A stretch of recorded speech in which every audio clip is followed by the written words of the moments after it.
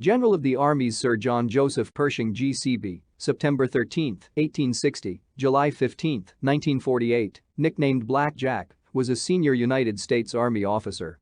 He served most famously as the commander of the American Expeditionary Forces, EF, on the Western Front during World War I, from 1917 to 1918. In addition to leading the EF to victory in World War I, Pershing notably served as a mentor to many in the generation of generals who led the United States Army during World War II, including George C. Marshall, Dwight D. Eisenhower, Omar Bradley, Leslie J. McNair, George S. Patton and Douglas MacArthur.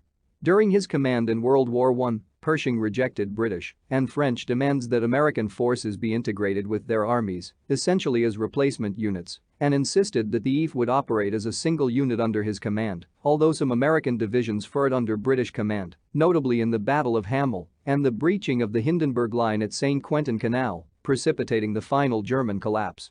Pershing also allowed, at that time segregated, American all-black units to be integrated with the French army. Pershing's soldiers first saw serious battle at Cantigny, Chateau Thierry, Belleau Wood June 1–26, 1918, and Soissons on July 18–22, 1918. To speed up the arrival of American troops, they embarked for France, leaving heavy equipment behind and used British and French tanks, artillery, airplanes and other munitions. In September 1918 at Saint-Mihiel, the First Army was directly under Pershing's command. It overwhelmed the salient, the encroachment into Allied territory that the German army had held for 3 years. For the Meuse-Argonne offensive, Pershing shifted roughly 600,000 American soldiers to the heavily defended forests of the Argonne, keeping his divisions engaged in hard fighting for 47 days, alongside the French. The Allied 100 Days Offensive, which the Argonne fighting was part of, contributed to Germany calling for an armistice. Pershing was of the opinion that the war should continue and that all of Germany should be occupied in an effort to permanently destroy German militarism. Pershing is the only American to be promoted in his own lifetime to General of the Armies, the highest possible rank in the United States Army. Allowed to select his own insignia, Pershing chose to continue using 4 stars. After the creation of the 5-star General of the Army rank during World War II, his rank of General of the Armies could unofficially be considered that of a 6-star general, but he died before the proposed insignia could be considered and acted upon by Congress. Some of his tactics have been criticized both by other commanders at the time and by modern historians.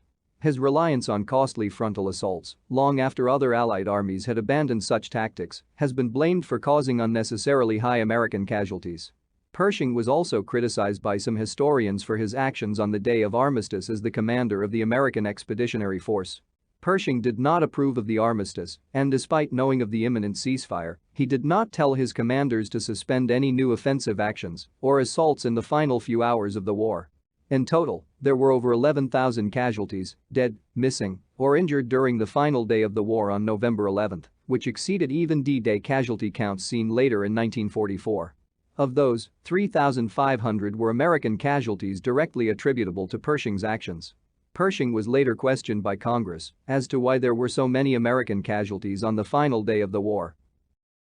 Thank you for watching. Make sure to subscribe and click the notification bell so you don't miss new videos. Have a nice day, goodbye.